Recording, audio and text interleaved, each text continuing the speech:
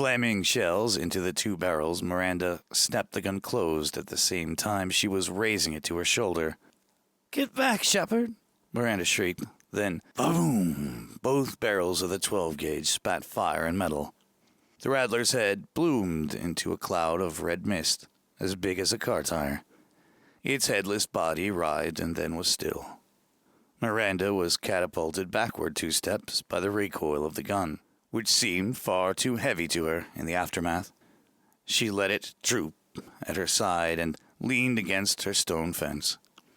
Shep was on his knees in the road, running his hands over Dave's forelegs and chest, head and belly. "Did it get him?" Martha asked pragmatically, walking up to Shepard while looking intently at the dog. "No, but it sure could have. Could have got us both," exhaled Shep. "I didn't even know it was there until Dave jumped in front of me. Nearly knocked me down, but he stopped me." He ruffled the dog's neck fur. "You stopped me, didn't you, buddy? Good dog, good dog." Then Shep stood and turned in the direction of Miranda's house. Putting one hand on the dog's back, he said, "Let's go say thanks to Annie Oakley for saving our lives, eh?" Martha sent a knowing smile and a wink in Miranda's direction, then moved off to return home.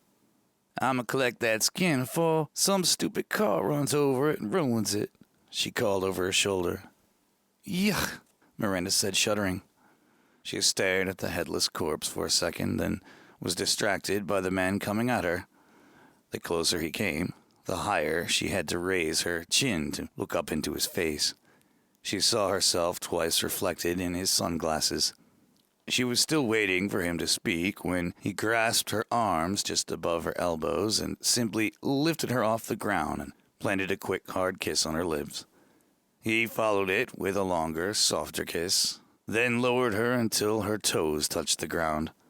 He still trapped her close, his arms now circling her waist. "Thank you, Castor Bean," he whispered. Uh-huh. She thought she might faint, but then she might miss something. "Tell me, where did you get an elephant gun at this hour of the day?" he said, chuckling.